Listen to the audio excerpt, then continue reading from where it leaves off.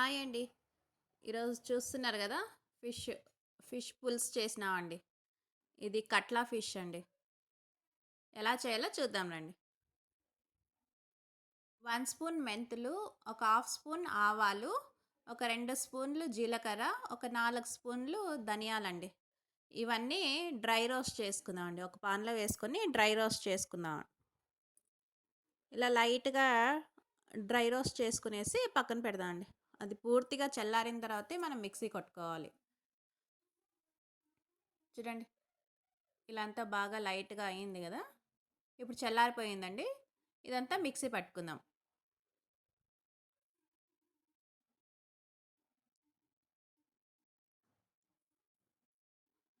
చూడండి.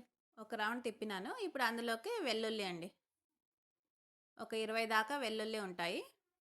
వెల్లుల్లి వేసుకొని మెత్తగా పేస్ట్ చేసుకుందామండి. చూడండి రెడీ అయింది గదా! ఇప్పుడు చింతపండు పులుసు, టమాటో ప్యూరీ, ఇందాక మనం కొట్టి పెట్టుకున్న మసాలా, ఆనియను, గ్రీన్ చిల్లీ అండి. ఇప్పుడు వెలేడిపాటి గిన్నె పెట్టుకుందామండి.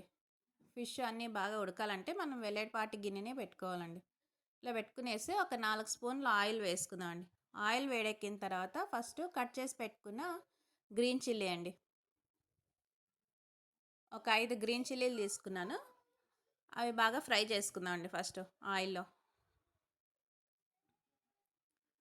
ఇప్పుడు కరివేపాకు ఇలా ఫ్రై అయింది కదా!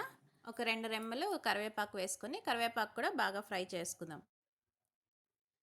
సన్నగా కట్ చేసి పెట్టుకున్న ఆనియన్, ఒక మీడియం సైజు ఆనియన్ కట్ చేసుకున్నానండి.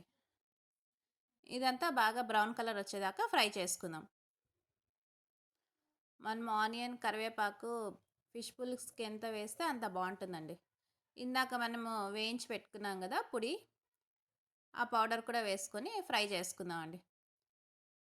ధనియాలు, జీలకర్ర, మెంతులు, ఆవాల పొడి అండి. ఇలా అంతా వేసుకొని అది కూడా ఒకసారి అంతా ఆయిల్లో బాగా ఫ్రై చేసుకుందాం. ఇలా ఫ్రై అయింది కదా! ఇప్పుడు టమాటో అండి. ఒక మీడియం సైజ్ టమాటో తీసుకొని దాన్ని మెత్తగా ఫైన్ చేసుకున్నాను. ఆ టమాటో కూడా వేసుకొని ఒకసారి అంతా బాగా ఫ్రై చేసుకుందాం అండి. ఇప్పుడు రుచికి సరిపడా సాల్టు. ఫిష్ పులుసుకి రాళ్ళ ఉప్పు అయితే బాగుంటుందండి టేస్ట్. కారానికి సరిపడా మనము మీరు ఎంత స్పైసీ తింటారో అంత కారం పొడి అండి. నేనైతే 1.5 స్పూన్ వేసుకున్నాను. రెడ్ చిల్లీ పౌడర్, ఒక హాఫ్ స్పూన్ పసుపు. ఇదంతా వేసుకొని ఒకసారి బాగా ఫ్రై చేసుకుందామండి.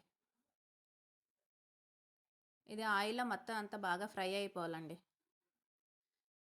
ఇప్పుడు ఇందాక మనము నానబెట్టి పెట్టుకున్నాం కదా చింతపండు పులుసు అండి. చింతపండు పులుసు వేసుకొని ఒకసారి అంతా బాగా కలుపుకుందాం. చూడండి. చింతపండు పులుసు అంతా బాగా ఫ్రై అయింది కదా! ఇప్పుడు మనకి గ్రేవీకి ఎన్ని కావాలో అన్ని వాటర్ వేసుకునేసి ఒక్కసారి ఉడికిచ్చేసి ఫిష్‌లన్నీ వేసుకుందామండి. ఈ ఫిషెస్ అన్నీ కూడా ఒక 5 నిమిషాలు చాలండి ఉడికిపోతాయి. ఇలా ఫిష్ అన్నీ వేసుకొని ఒక 5 నిమిషాలు ప్లేట్ పెట్టేసి ఉడికిద్దామండి. చూడండి 5 నిమిషాలు ఉడికేసింది కదా! ఇప్పుడు సన్నగా కట్ చేసి పెట్టుకున్న కొత్తిమీర వేసుకొని ఇంకా దించేసుకునేదండి. చూడండి ఫిష్ పులుసు అయితే రెడీ అయిపోయింది. మీకు కూడా ఈ వీడియో లైక్ అవుతే లైక్ చేయండి, షేర్ చేయండి, కామెంట్స్ చేయండి, సబ్స్క్రిప్షన్ చేసుకోండి.